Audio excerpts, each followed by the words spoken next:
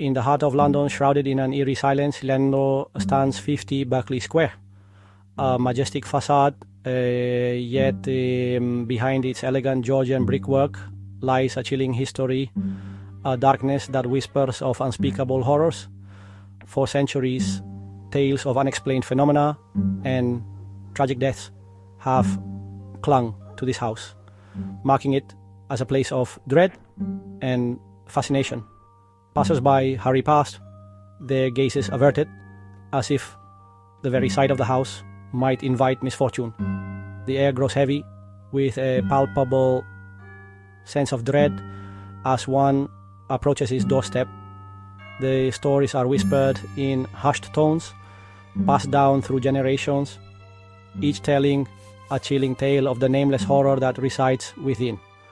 Some dismiss the stories as mere superstition, the product of overactive imaginations, but for those who have experienced the chilling reality of 50 Berkeley Square, there is no doubt this house is a conduit to something sinister, a place where the veil between our world and the next wears terrifyingly thin. Built in the late 18th century, 50 Berkeley Square has borne witness to countless lives, many ending in tragedy within its walls. The first whispers of a haunting began in the early 19th century. A young woman, driven mad by grief, was said to have taken her own life within the house. Her anguished spirit, unable to find peace, remained, forever bound to the site of her despair. Over the years, the stories multiplied.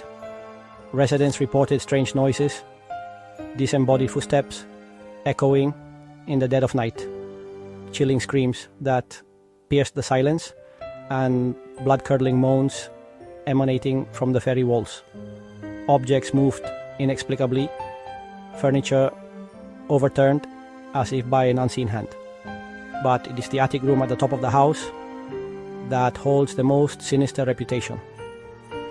Sealed shut for decades, it is said to be the epicenter of the haunting, the lair of the nameless horror.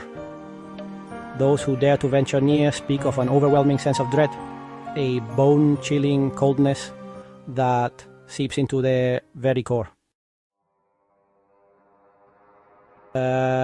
One chilling tale recounts the experience of Mr. Myers, a young man who scoffed at the stories, dismissing them as mere folklore. Determined to disprove the legend, he rented the house, eager to spend the night alone in the infamous attic room.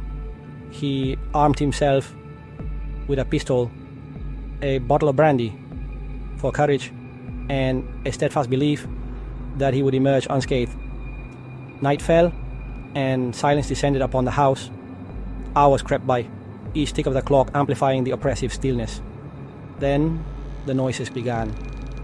Softly at first, barely audible scratches against the attic door. Mr. Myers gripped his pistol, his heart pounding in his chest. The scratching grew louder, more insistent. A low growl, guttural and chilling, seemed to emanate from just beyond the door. Mr. Myers, his face ashen, fired a shot into the darkness. Silence. He flung open the door, but the hallway beyond was empty.